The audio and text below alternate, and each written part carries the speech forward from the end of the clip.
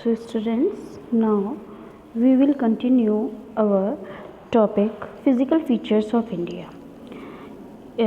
हम लोग ऑलरेडी अपने टॉपिक प्लेट्स के बारे में और the northern plane, Himalayan mountains, ये टॉपिक ऑलरेडी हम लोग रीड कर चुके हैं. नेक्स्ट टॉपिक हम लोग का है the plateau, the peninsular plateau. अब हम लोग पेनिसुलर प्लेट्यू के बारे में पढ़ेंगे. पेनिसुलर प्लेट्यू हमारे इंडिया में जो हमारा गोंडवाना लैंड का जो अलग अलग हुआ था, गोंडवाना लैंड हुआ, उसके बाद हमारा डेक्कन प्लेट्यू पेनिसुलर प्लेट्यू का निर्माण हुआ था. एक हिमालयन माउंटेन्स और दूसरा डेक्कन ये पेनिसुलर प्लेट्यू. तो ये एक आप लोग पहले ही पढ़ चुके हैं कि सबसे पुराना फिज़िकल फीचर जो है वो प्लेट्यू है और सबसे न्यू हमारा जो है वो फीचर क्या है, माउंटेन्स. तो प्लेट्यू हमारे वर्ल्ड में सबसे पुराना बना हुआ है. तो ये प्लेट्यूज जो हैं वो हमारे 3 तरीके के पाए जाते हैं. नंबर 1 सेंट्रल हाईलैंड है, सेकेंड है Deccan plateau and third is छोटा नागपुर. अब हम लोग इसके बारे में आगे पढ़ेंगे. The peninsular plateau. Peninsular plateau क्या है, एक टेबल लैंड होती है. टेबल लैंड मीन्स आप इसको समझें जैसे कोई एक समतल भूमि, जैसे हम लोग टेबल को ही एग्जाम्पल ले लेते हैं कि वो टेबल जो होती है वो क्या अर्थ पे हमारी ज़मीन पर रखी हुई होती है. तो उसके जो 4 पाए होते हैं ऊपर उठे हुए, फिर उसके ऊपर वो उठी हुई टेबल होती है ना, नीचे से ज़मीन से ऊंची को उठ करके. तो यही सेम सीन हमारा क्या होता है, प्लेट्यू का होता है कि ज़मीन से ऊपर उठा हुआ समतल भाग हमारा प्लेट्यू कहलाता है, पठार कहलाता है, जो कि हमारा कैसा होता है, ब्रॉड होता है. और जो उसमें पीक हिल्स पाई जाती हैं, जो माउंटेन्स होते हैं, ठीक है, उनमें तीखी आप लोग देखेंगे कि पहाड़ जो होते हैं वो हमारे कैसे होते हैं, ऊपर से नुकीले होते हैं, और प्लेट्यू हमारे ऊपर से थोड़ा सा फोल्ड किए हुए होते हैं, थोड़ा सा समतल होते हैं. It is composed of the oldest rock because it was formed from the drifted part of the Gondwana land. Broad and shallow valleys and rounded hills are the characteristic features of this plateau. आप already समझ चुके हैं इस बात को. Plateau can be broadly divided into 2 regions with the Central Highland and Deccan Plateau. ठीक है, central highland और डेक्कन प्लेट्यू 2 पार्ट्स में इनको डिवाइड किया जाता है. जो हमारा इंडिया का मैप है उसमें आप मैप के थ्रू भी देख सकते हैं कि उसको कैसे डिवाइड करते हैं.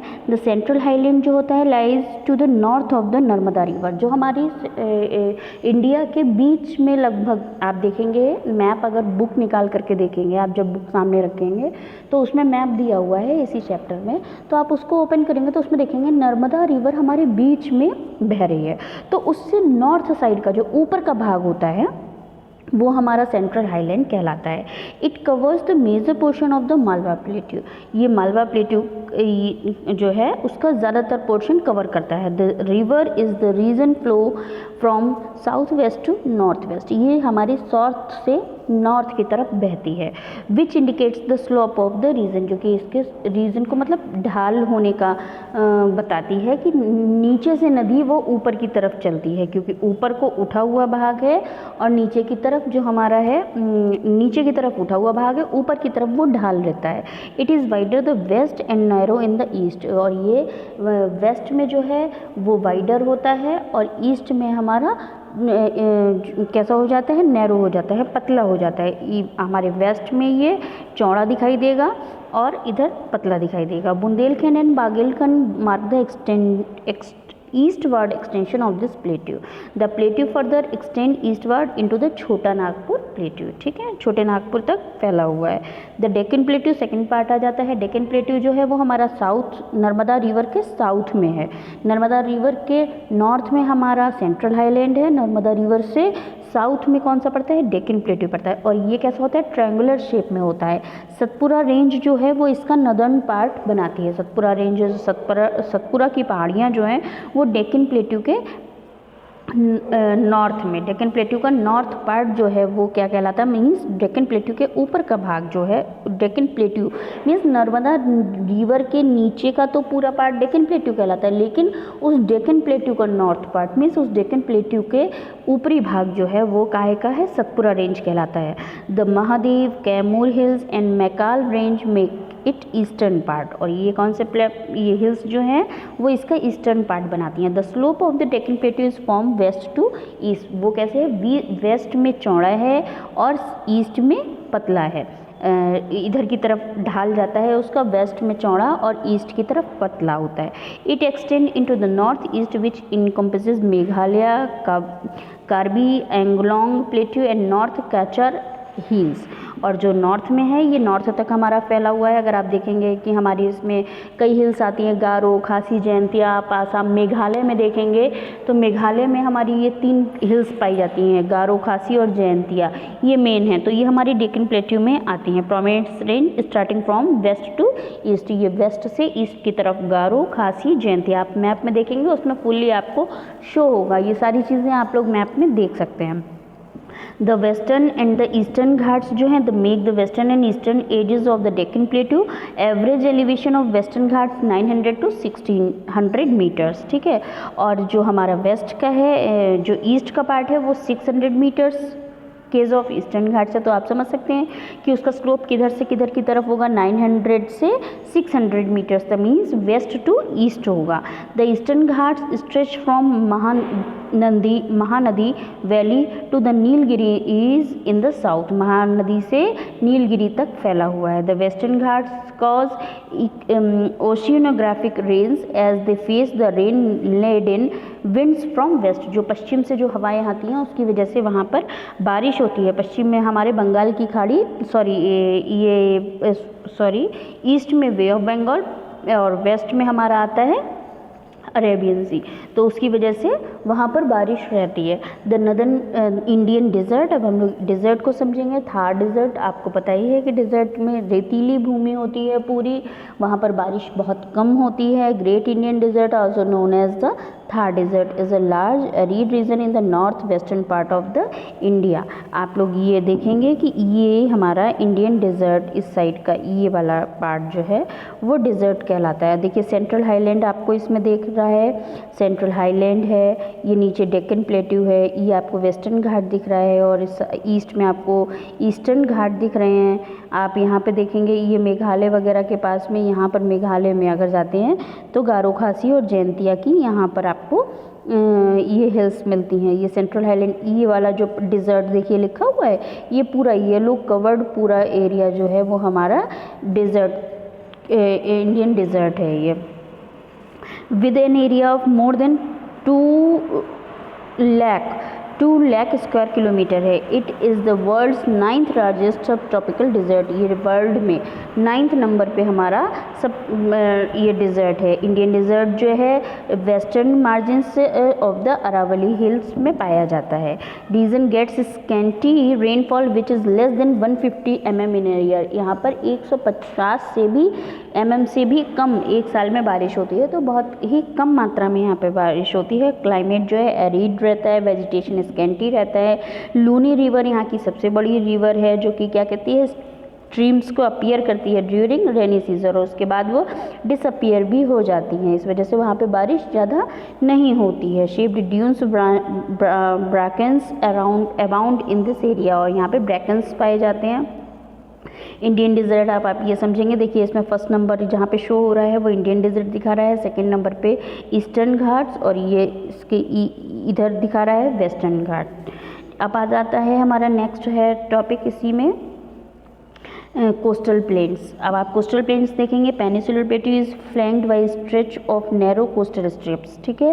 पेनिसुलर प्लेट्यू के ही नीचे आपने अभी देखा था कोस्टल प्लेन, ईस्टर्न घाट्स और वेस्टर्न घाट्स जो देखें इसके साइड में ही कोस्टल प्लेन्स हमारे थे। They run along the Arabian sea on the west and along the Bay of Bengal on the east. West में हमारे अरेबियन सी के पैरेलल जो है चलता है वो हमारा वेस्टर्न कोस्टल प्लेन कहलाता है, वेस्टर्न घाट कहलाता है, और जो हमारा वे ऑफ बंगाल के ईस्ट में चलता है वो हमारा ईस्टर्न घाट कहलाता है। Western coast lies between the western Ghats and the Arabian Sea. It is divided into 3 sections. The Konkan, which comprises of Mumbai and Goa, makes the northern part. जो गोवा और मुंबई के बीच का जो भाग है वो कंकन कहलाता है। कन्नड़ प्लेन जो है सेंट्रल पार्ट है, and the Malabar coast makes the Malabar coast. Malabar जो कोस्ट है वो ये उसी के बाद में पाया जाता है। The western coastal plain is wider and level and it runs along the bay of Bengal. जो वेस्टर्न घाट है वो कहाँ के बराबर, जो वे ऑफ बंगाल है उसके साइड पूरा ऊपर की तरफ थोड़ा जाता है साउथ में ही, तो वो हमारा वेस्टर्न घाट कहलाता है। अभी आप लोगों ने देखा ही था कि वेस्टर्न घाट ये रहा, इधर साइड में वेस्टर्न घाट दिख रहा है और ईस्ट में हमारा ईस्टर्न घाट हो गया। Same, it is divided into two parts. The northern part is called northern Sircar. The southern part is called the Coromandel coast. Extensive deltas and formed by large rivers like Mahanadi, Godavari और कावेरी। इन नदियों के द्वारा, महानदी, गोदावरी और कावेरी के द्वारा जो है वहाँ पर बहुत बड़ी मात्रा में क्या किया जाता है, डेल्टाज का निर्माण किया जाता है। चिल्का झील जो है वो सबसे इम्पॉर्टेंट फीचर है ईस्टर्न कोस्ट का। ईस्टर्न कोस्ट में सबसे मेन इंपॉर्टेंट क्या है, चिल्का झील। और आप लोग ये भी समझ लें कि चिल्का झील सबसे बड़ी झील है खारे पानी की। द कोस्टल प्लेन्स आप लोग देख सकते हैं ये फीचर्स इसके, इसमें पिक्स देख लिए। कोस्टल प्लेन्स किस तरीके से है कि जहाँ पर पूरा कोस्टल मीन्स होता है समुद्री तट, प्लेन्स आए तट, समुद्री तट मीन्स आप लोग ये समझे कोस्टल प्लेन क्या है, समुद्र के किनारे किनारे वाला। तो वेस्टर्न पार्ट में जो पाया जा रहा है वो वेस्टर्न घाट और ईस्ट पार्ट में जो पाया जाता है वो eastern part. The island group of India. Island क्या होते हैं, आइलैंड आप लोग जानते हैं, island any piece of subcontinental land that surrounded by the water. पृथ्वी का वह भाग जो चारों तरफ से पानी से भरा हुआ हो, घिरा हुआ हो और बीच में अगर भूमि उठी हुई है तो वो हमारा आइलैंड कहलाएगा। दो पार्ट हैं इनके, एक लक्षद्वीप आइलैंड है और एक अंडमान एंड निकोबार आइलैंड है। तो लक्षद्वीप जो है वो अरेबियन सी की तरफ जो आइलैंड है हमारा वो लक्षद्वीप है। आप लोग ध्यान रख सकते हैं आराम से। अरेबियन सी मीन्स वेस्टर्न में, और वेस्ट में ही हमारा अरेबियन सी है, वेस्ट में ही लक्षद्वीप आइलैंड है और ईस्ट में ही हमारा वे ऑफ बंगाल है। वे ऑफ बंगाल की तरफ ही हमारा अंडमान एंड निकोबार आइलैंड है। तो लक्षद्वीप आइलैंड जो है वो हमारा, इसका एरिया 32 स्क्वायर किलोमीटर का है। Administrative headquarters of Lakshadweep is the at Kavaratti island. Kavaratti island में इसका क्या है, हेडक्वार्टर है।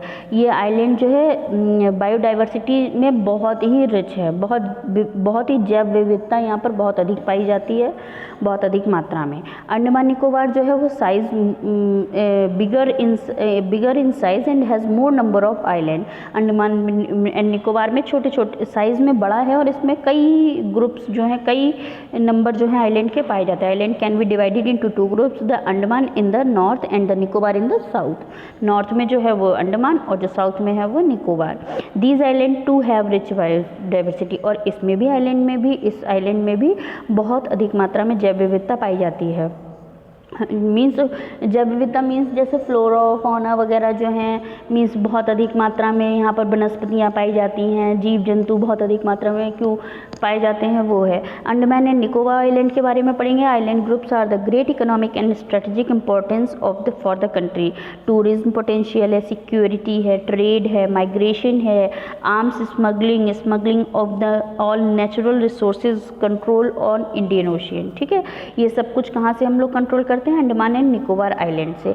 लक्षद्वीप आइलैंड है 36 coral island that constitute Lakshadweep island. Only 10 are inhabited and only 6 has been open for tourism. केवल जो 6 हैं वो टूरिज्म के लिए खोले गए हैं, 10 को बंद किया गया है। There total land area is 32 kilometre. These island formed of coral deposits are called atolls. Atolls are circular और horseshoe shaped coral reefs. Coral reefs horse shaped में जो दिखाई दे उसको एटॉल्स कहते हैं। Lakshadweep island Kavaratti is the administrative headquarter as you all no.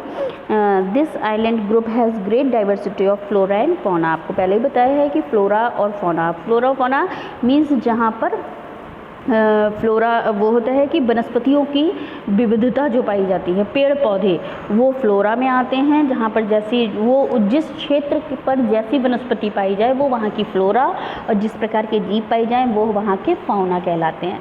तो flora means अगर हम हिली रेंज में जाते हैं, पहाड़ी क्षेत्र पर जाते हैं तो वहाँ पर हमें अलग तरीके के जानवर मिलते हैं जो बर्फ में अनुकूल रहते हैं, कि वहाँ पर आइसी बहुत ज़्यादा रहता है तो उनके शरीर पर बड़े बड़े बाल रहते हैं, कवर्ड रहते हैं वो लोग। तो उस तरीके के हम लोग की तरफ, हम लोग के एरिया में देखेंगे प्लेन्स में तो हर तरीके के जैसे हम लोग को जानवर वो हर मौसम में रहने वाले हैं, सर्दी गर्मी हर तरीके के पाए जाते हैं। साउथ में हमें अलग तरीके के, तो ये हर जगह के अलग अलग हम लोग हिली रीजन्स में जाते हैं वहाँ वहाँ देखिए आप लोग पेड़ जो हैं वो अलग तरीके के पाए जाते हैं, हम लोग की तरफ डिफ़र होते हैं पेड़, है ना, अलग तरीके की वनस्पतियाँ पाई जाती हैं, और वहीं हम लोग साउथ में जाते हैं तो वहाँ पर डिफ़र होती है। तो सेम थिंग है, हर एरिया के जो हैं अलग अलग फ्लोरा एंड फाउना होते हैं। ये चैप्टर आपका कंप्लीट हो गया है, आपने आइलैंड वगैरह सब पढ़ लिया। अब देखते हैं आगे नेक्स्ट क्या है।